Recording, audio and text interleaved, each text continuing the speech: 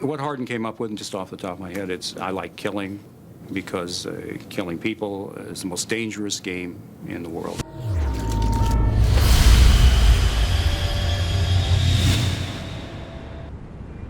It is late at night in San Francisco, and the fog rolls across the bay, shrouding the city in mystery. In the late 1960s, the citizens of Northern California lived in fear. This guy's all bloody and he'd been shot somewhere in the face or neck area and just blood all over him and everything. He's moaning and... He was taunting police, mocking the press, and playing a deadly game of cat and mouse. He called himself the Zodiac. The Zodiac killer wasn't just any serial murderer. He was intelligent, methodical, and arrogant, quality that set him apart from other criminals. This wasn't a man driven by passion or impulse. This was someone who wanted to create a legend, to leave a mark. His first known victims, Betty Lou Jensen and David Faraday, were attacked on December 20th, 1968, on a quiet road near Vallejo. The boy was shot right at the side of the car, and the girl apparently tried to run, and she was shot and found 28 feet further on. The young couple was excited for their first real date, completely unaware that someone was watching, waiting, with death on his mind. That night, the Zodiac would make his presence known. A single gunshot shattered the winter silence, and Betty Lou and David were gone. 2 lives lost, and a predator's reign of terror had just begun.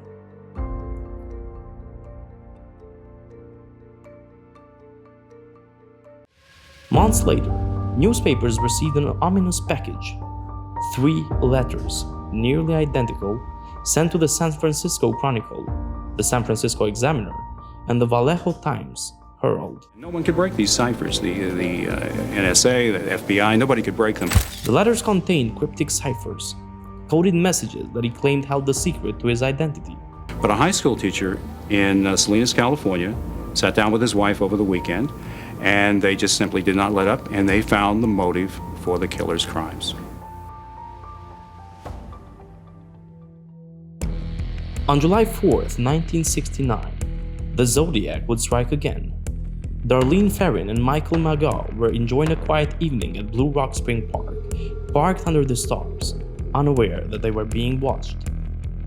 The attacker approached their car, armed with a flashlight and a handgun.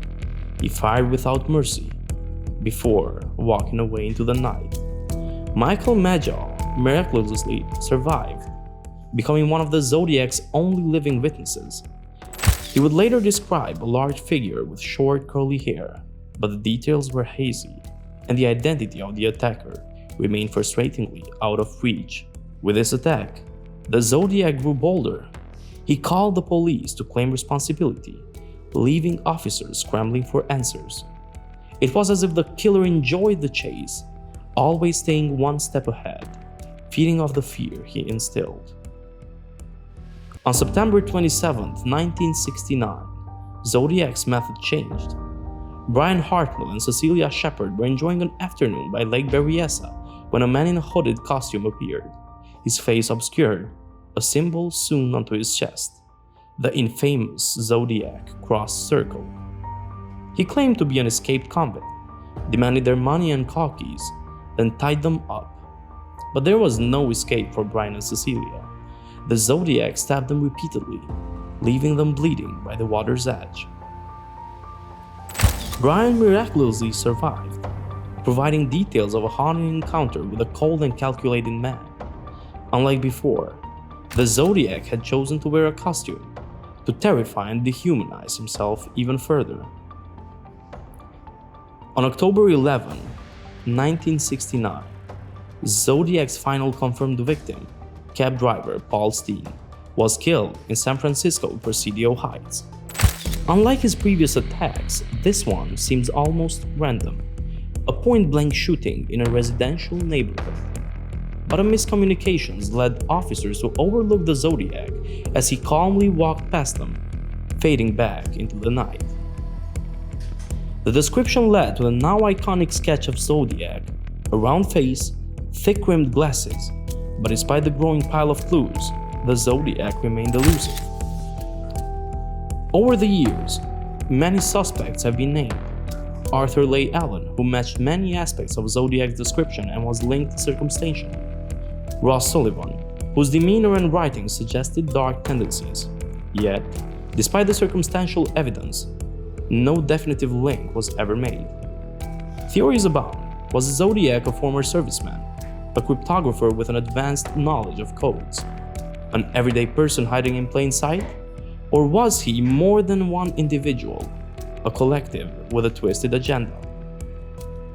The Zodiac's killer's reign of terror officially ended in 1969, but his letters continued sporadically. Even now, decades later, the mystery lingers.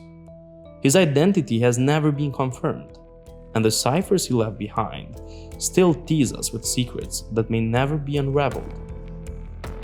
The Zodiac's game has become a legend, a story of fear, arrogance, and the elusiveness of evil.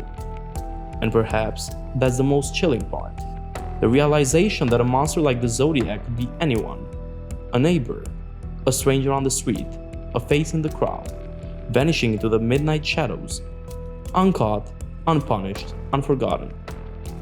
This is the Midnight Archives, where we explore the unsolved and the unexplained.